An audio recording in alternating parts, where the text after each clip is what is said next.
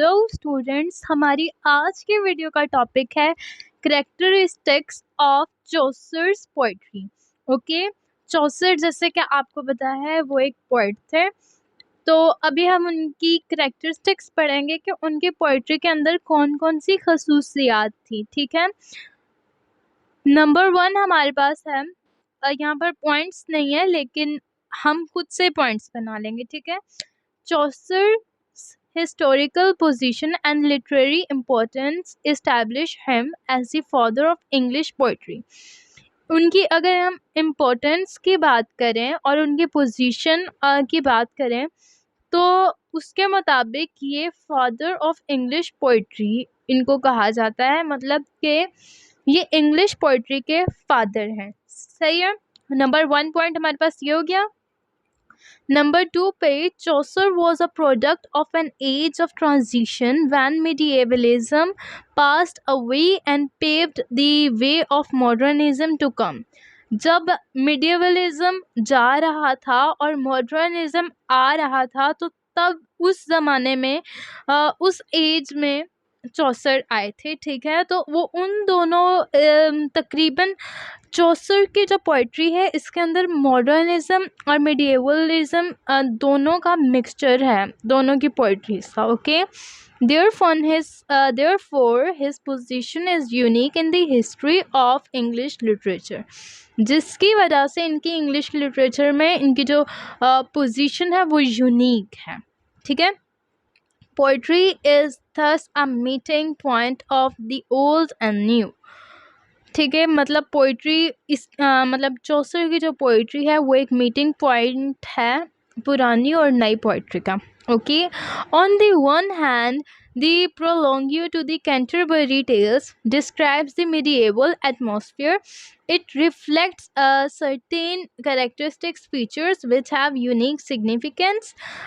It is to say that Chaucer is both a medieval and modern poet।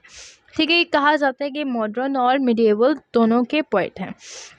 One hand पे Canterbury tales जो है वो medieval atmosphere, मतलब पुराना ज़माने की जो एटमॉस्फेयर है उसको डिस्क्राइब करिए। It reflects certain characteristics features which have unique significance.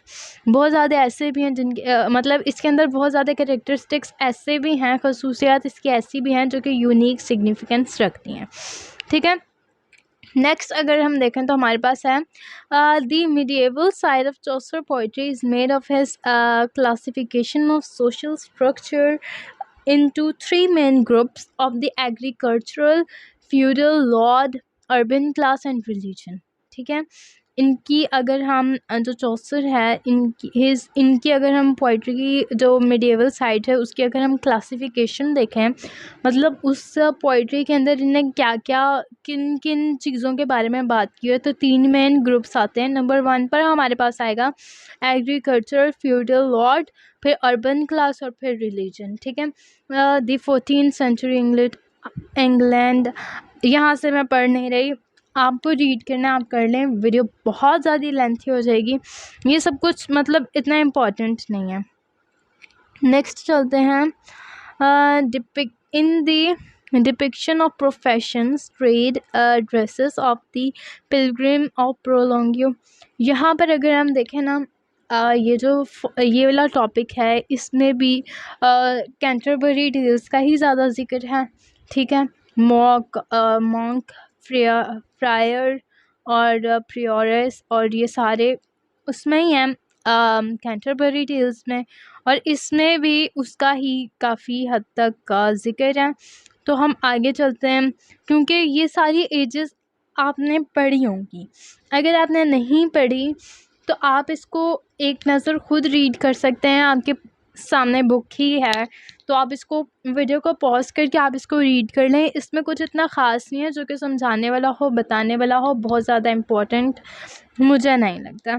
ठीक है, ये वाली लाइन हम पढ़ लेते हैं। It is important to note that even time could not diminish his worth and value as an artist। ये तो बात है, मतलब टाइम इनकी जो इनकी एफ़र्ट, जो इनका वर्क है, जो इनकी वैल्यू है, जो इनकी वर्थ है, उसको एज एन आर्टिस्ट टाइम कभी भी उसको भुला नहीं सकता, कभी उसको ख़त्म नहीं कर सकता, क्योंकि चौसर ने एक बहुत इम्पोर्टेंट रोल प्ले किया है। ठीक है, अब यहाँ पर हमने यहाँ पर शुरू से पढ़ा था मिडिएवल साइड को 3 ग्रुप्स में किया गया है। ठीक है, अब अगर हम इस थर्ड ग्रुप 4th पैराग्राफ में आएँ तो यहाँ पर मॉडर्न साइड को उसने कहा है कि इसके बारे में उसने बताया, the modern side of Chaucer depends on the realistic approach to life. Chaucer is a realist in the most modern scenes of the world because he shows the truth about life as he saw it.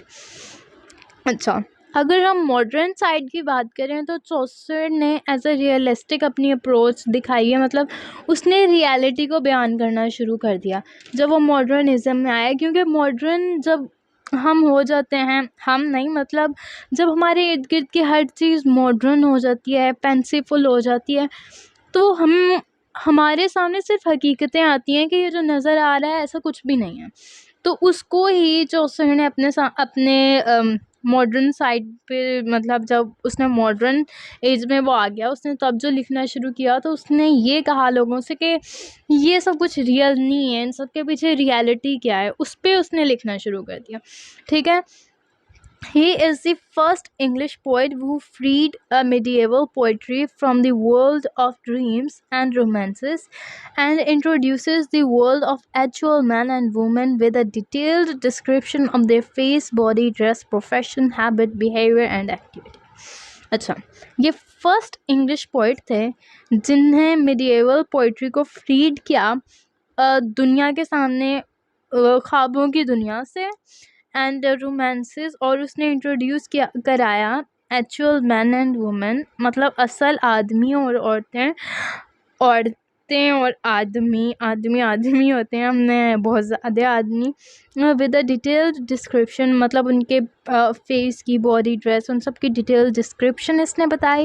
In this way Chaucer is the founder of the significant tradition of realistic dramatisation in English literature. Similarly, his poetry expresses many elements of fiction much before the actual birth of the novel. His psychological approach towards character has a beautiful, beneficial effect on the English novelist. इनने जो realistic approach human की तरफ की, उसके birth की तरफ और birth of novel की तरफ, और नॉवल भी तो रियलिटी बेस्ड होता है ना, तो जब उसकी तरफ इनने की तो has a beneficial effect on English novelist, मतलब एज अ इंग्लिश नॉवलिस्ट भी मतलब काफ़ी ये उभर कर आए उसकी वजह से, क्योंकि नॉवल भी तो रियलिटी ही होता है। तो होप सो आप लोगों को इसकी करैक्टरिस्टिक्स समझ आई होंगी यहाँ तक। अभी आगे चलते हैं। अभी यहाँ पर नेक्स्ट हमारे पास है चौसर depiction of human relationship and particular emphasis on the individualistic traits of characters makes him as influential modern poet. ठीक है, इसको मॉडर्न पोइट क्या बनाने वाला, किस चीज़ ने इसको मॉडर्न पोइट बनाया? ह्यूमन रिलेशनशिप्स पे जब इसने डिपिक्शन अपनी वो शो की, और पर्टिकुलर एम्फेसिस ऑन मतलब लोगों के जो ट्रेड्स थे, इंसानों के, जानदारों के ट्रेड्स पर जब इसने ज़ोर दिया तो उसी चीज़ ने इसको मॉडर्न पोइट बनाया। ठीक है, नेक्स्ट अगर हम देखें, the most salient feature of Chaucer's modernity is his humour. इसका ह्यूमर जो है ये बहुत सैलेंट, मतलब बहुत इम्पॉर्टेंट फीचर है इसकी करेक्टरिस्टिक्स में। He creates humour, thought, irony, parody, mock, heroic, contrast and wit. Okay, अब इसको मैं सारा पढ़ूँ तो बहुत लेंथी हो जाएगा, आप इसको खुद पढ़ सकते हैं यहाँ से पॉज करके। नेक्स्ट हमारे पास है, to conclude it is true to say that Prologue to the Canterbury Tales is Chaucer's outstanding poetic achievement. He proved himself to be the forerunner of all great writers. He laid the foundation stone of the grand plays now known as English Literature Palace. इसको English literature palace भी कहा जाता है। I don't no.